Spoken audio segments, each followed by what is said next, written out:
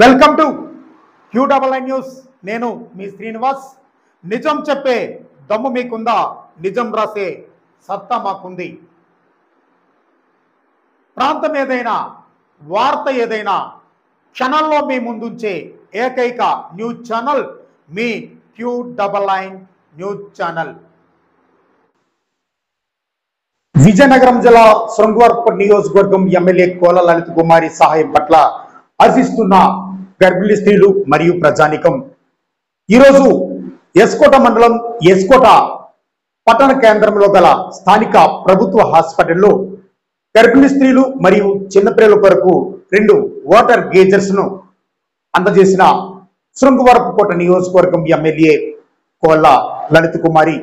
గత నెలలో ఎమ్మెల్యే కోల లలిత కుమారి హాస్పిటల్లో నిర్వహించిన జనరల్ మీటింగ్ లో భాగంగా హాస్పిటల్లో పర్యటించినప్పుడు గర్భిణీ స్త్రీలకు ఆవిడ దృష్టికి కొన్ని సమస్యలను తీసుకురావడం జరిగింది.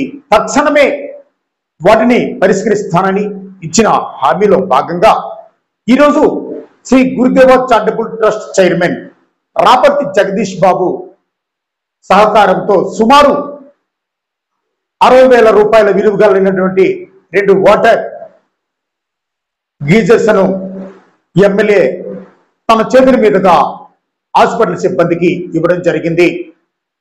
ఎమ్మెల్యే చొరవ తీసుకుని తమ బాధలు తీర్చినందుకు గర్భిణీ స్త్రీలు, వృద్ధులు, ప్రజలు హర్షాన్ని వ్యక్తం చేస్తున్నారు.